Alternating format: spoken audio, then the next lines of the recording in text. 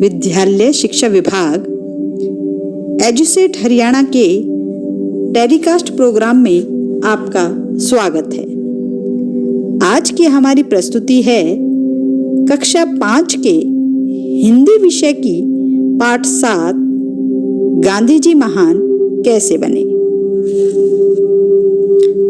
कक्षा अनुरूप दक्षताएं। विद्यार्थी पढ़ी हुई विषय वस्तु के बारे में बता सकते हैं। विद्यार्थी रचनाओं को उचित हाव भाव और शुद्धता के साथ पढ़ सकते हैं। विद्यार्थी विभिन्न प्रकार की रचनाओं के आधार पर प्रश्नों के उत्तर दे सकते हैं। विद्यार्थी पाठ को समझकर उसमें से मुख्य जानकारी निकाल सकते हैं। छात्रों को महात्मा गांधी के जीवन के बारे में ज्ञान प्रदान करना।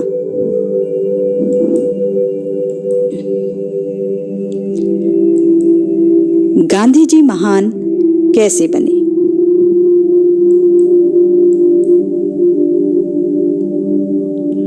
नमस्कार प्यारे बच्चों, मैं आपकी हिंदी की टीचर वर्षा रानी हूँ और मेरे विद्यालय का नाम राजकीय प्राथमिक पाठशाला सराय ख्वाजा फरीदाबाद है। आज मैं आपके सामने एक बहुत ही रोचक और ज्ञानवर्धक पाठ लेकर आई हूँ, पर उससे पहले कुछ प्रश्न मैं आपसे पूछूंगी। पूर्व ज्ञान।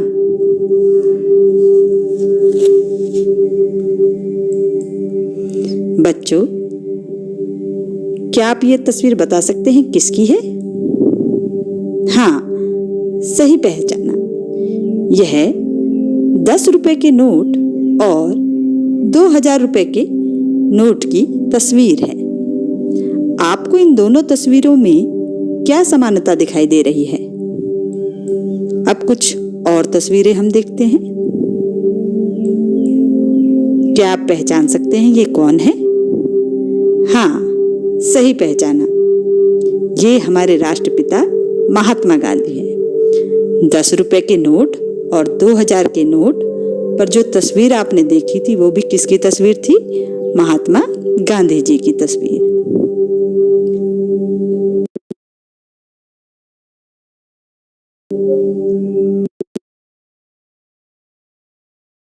इन्हें राष्ट्रपिता माना गया है और महानता की इस ऊंचाई तक वे कैसे पहुंचे, ये आज हम जानेंगे।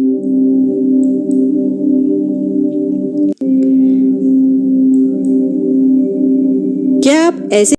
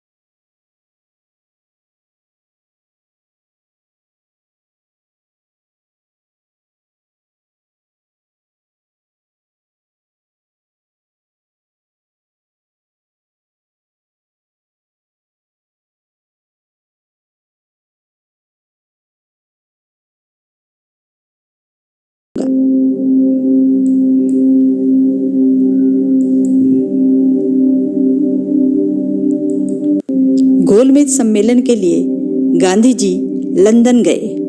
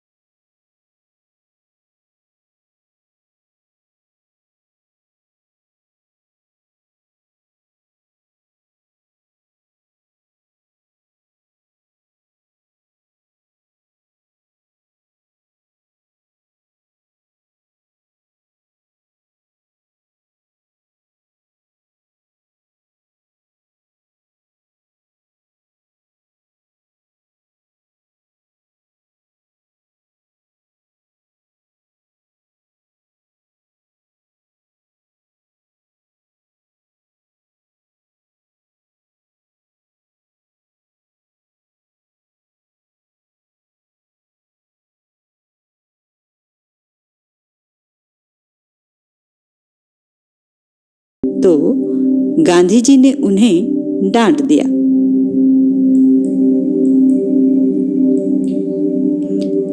बच्चों, यह तस्वीर देखिए। यह तस्वीर किसकी है? यह जैन धर्म के प्रवर्तक महावीर जैन की है। जैन धर्म में अपरिग्रह पर जोर दिया जाता है, जिसका अर्थ है फालतू की चीजें जमा मत करो। गांधी जी को यह विचार अच्छा लगा तो उन्होंने अपरिग्रह को अपना लिया और जीवन भर कम से कम में अपना गुजारा चलाया। गांधी जी के 3 बंदर बहुत मशहूर हैं। जैसा कि आप तस्वीर में देख पा रहे हैं, पहले बंदर ने अपने हाथों से आंखें ढकी हुई हैं, जिसका मतलब है बुरा मत देखो। दूसरे ने अपने कान ढके हुए हैं, जिसका अर्थ है बुरा मत सुनो। और तीसरे ने अपना मुंह अपने हाथों से ढका हुआ है, जिसका अर्थ है बुरा मत बोलो, यानी बुराई से बचो। बुरा मत देखो, बुरा मत सुनो और बुरा मत कहो। ये 3 बंदर अक्सर है क्या? कुछ चीनी बच्चों ने गांधी जी को ये भेंट किया था। यह एक खिलौना था जो कुछ चीनी बच्चों ने गांधी जी को भेंट किया था और जीवन भर यह गांधी जी के जीवन का अटूट हिस्सा बने रहे।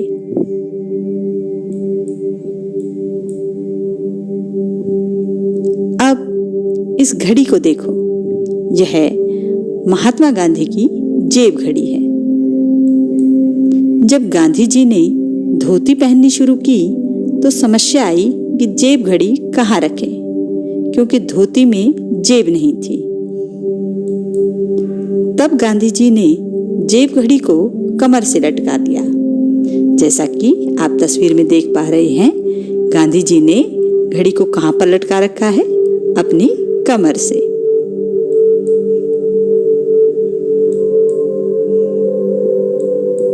इस तरह गांधी जी धीरे धीरे वैसे बन गए जैसा आजकल हम चित्रों में देखते हैं।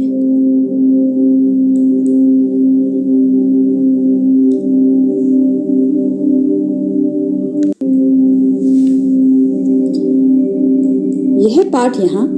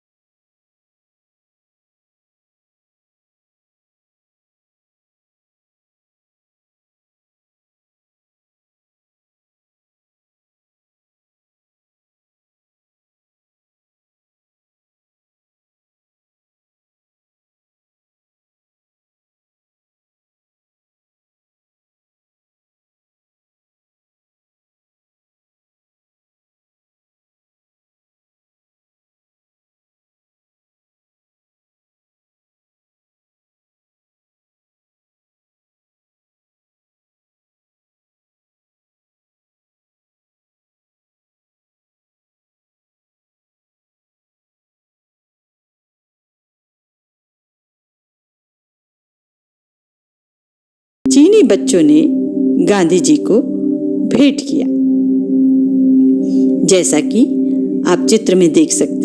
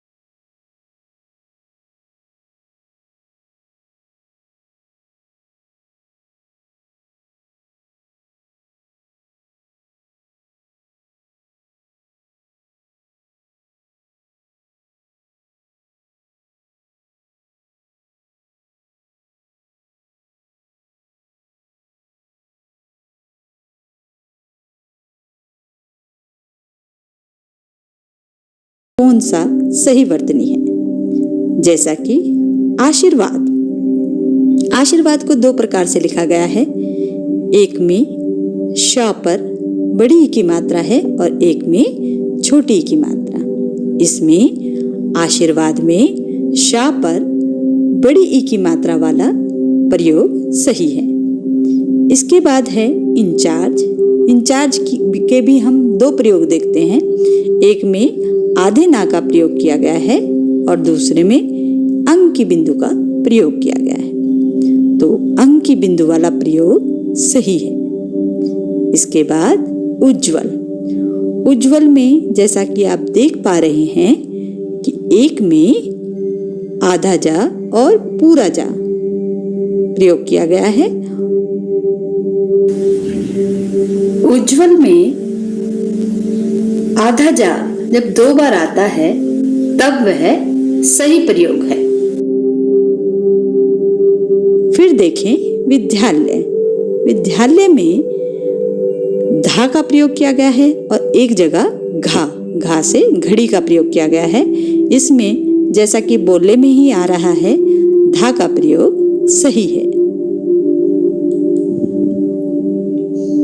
कुछ और वर्तनियां जान लेते हैं। सन्यासी। सन्यासी में दो प्रकार से लिखा गया है। एक में आधे ना का प्रयोग है और एक में अंक की बिंदी लगाई गई है। अंक की बिंदी वाला प्रयोग सही है। इसी प्रकार से कवियत्री। कवियत्री में एक पर या पे ई की मात्रा है और एक में या पर ई की मात्रा नहीं है। जिस प्रयोग में या पर ई की मात्रा लगाई गई है वह प्रयोग सही है। इसी प्रकार श्रीमती हम देखेंगे। श्रीमती में ता पर छोटी ई की मात्रा लगी है और यहाँ पर बड़ी ई की मात्रा लगी है। इसमें श्रीमती में ता पर बड़ी ई की मात्रा वाला प्रयोग सही वर्तनी है। आगे देखें रात्रि।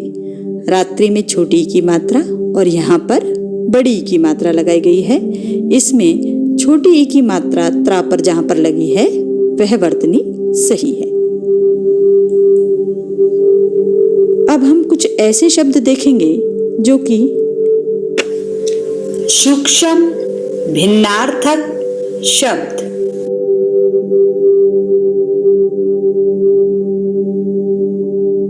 बात और बात। बात का अर्थ है हवा और बात का अर्थ क्या हुआ? वार्तालाप करना, बातचीत करना। इसी तरह कुल और कूल। कुल का अर्थ है वंश और कूल का अर्थ क्या हुआ? किनारा।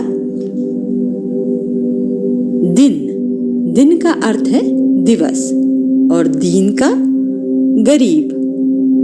और का अर्थ हुआ तरफ, किसी की तरफ जाना, यानी उस ओर जाना, उस तरफ जाना। और यानी कि जिस पर बड़े ओ की मात्रा है। और का अर्थ हुआ अतिरिक्त, इसके अलावा।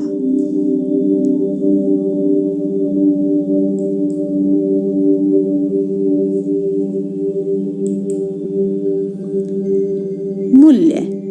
मूल्य का अर्थ है कीमत, यानी किसी वस्तु की कीमत पता करना, किसी वस्तु का मूल्य पता करना। और मूल होता है पौधों में जड़, यानी किसी पौधे की जो मूल होगी वो क्या होगी? उसकी जड़ होगी। और हम इसका प्रयोग इस तरह से भी करते हैं कि इसका मूल कारण बताओ, यानी कि इसकी क्या मुख्य वजह क्या है। तो उसमें भी मूल क्या होती है कि उसकी जड़ क्या है, उसकी मूल वजह क्या है, उसकी जड़ क्या है। इसी तरह काला। काला का अर्थ होता है श्याम, यानी काला रंग। और काल होती है मृत्यु। ग्रह। ग्रह होता है आकाशीय पिंड, यानी आकाश में जो ग्रह होते हैं जैसे मंगल ग्रह और शुक्र ग्रह, ये सब क्या है? ग्रह, आकाशीय, आकाश में रहने वाले पिंड। और ग्रह कहते हैं घर को, यानी हमारा जो घर है उसका दूसरा नाम क्या है? ग्रह। इसी तरह सुत होता है बेटा। और सूत कहते हैं सूती कपड़ा, यानी कपास।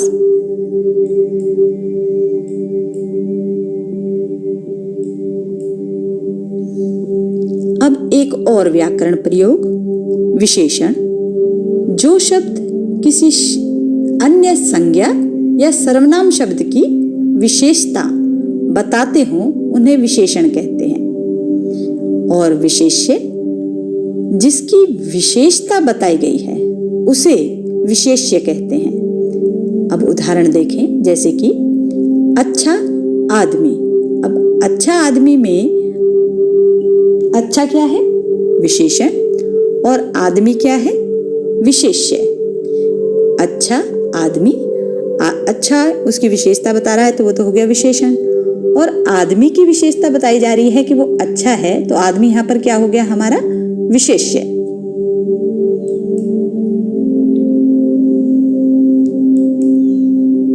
अब यहाँ हम कुछ विशेषण और विशेष्य के जोड़े देखेंगे।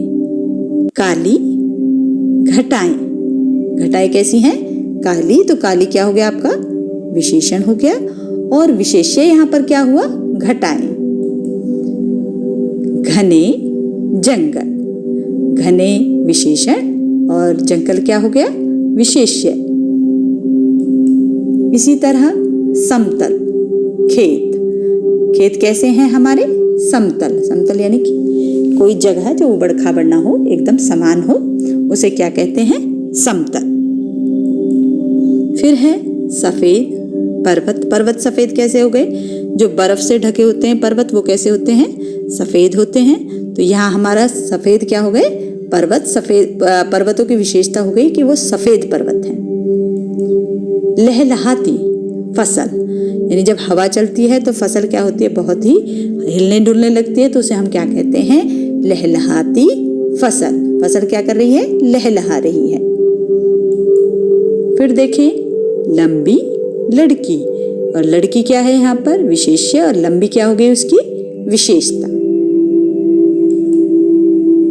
अब कुछ और विशेषण और विशेष्य के जोड़े।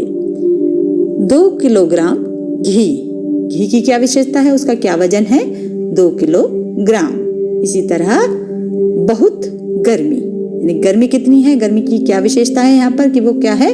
बहुत गर्मी है, बहुत ज्यादा गर्मी है, तो वो क्या हो गई? बहुत क्या हो गया? उसकी विशेषता हो गई, वो यहाँ पर हो गया विशेषण। इसी तरह देखें मोटा आदमी। आदमी कैसा है? मोटा है, तो आदमी की विशेषता क्या हो गई यहाँ पर? मोटा होना। तो मोटा आपका विशेषण हुआ और आदमी आपका क्या हो गया? विशेष्य हो गया। इसी तरह देखिए सुंदर फूल। तो फूल कैसा है हमारे यहाँ पर? सुंदर है, तो सुंदर क्या हो गया? विशेषण हो गया। और फूल हमारा क्या हो गया? यहाँ पर विशेष्य हो गया। तो आशा है आप विशेषण और विशेष्य बहुत ही अच्छी तरह समझ गए होंगे।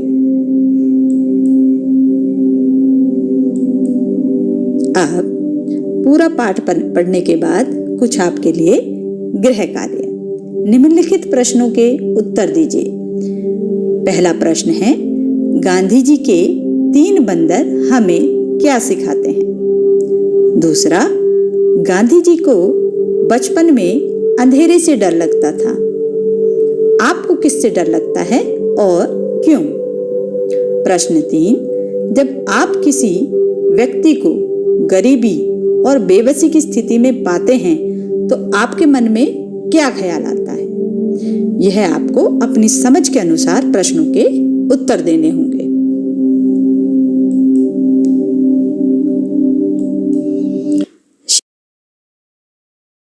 इस पाठ को पढ़ने पर हमें किन उद्देश्यों की प्राप्ति हुई?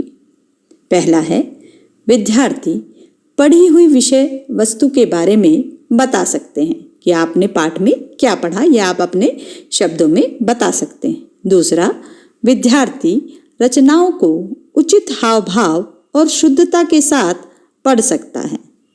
तीसरा है, विद्यार्थी विभिन्न प्रकार की रचनाओं के आधार पर प्रश्नों के उत्तर दे सकते हैं। चौथा, विद्यार्थी पाठ को समझकर उसमें से मुख्य जानकारी निकाल सकते हैं। पांचवा, छात्र महात्मा गांधी के जीवन के बारे में बता सकते हैं। यह इस पाठ का उद्देश्य है कि इस पाठ को पढ़ने के बाद आप महात्मा गांधी के जीवन के बारे में अपने शब्दों में बता सकते हैं।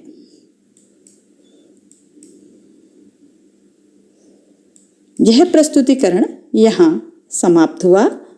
इस प्रस्तुतिकरण को देखने के लिए आप सभी का धन्यवाद।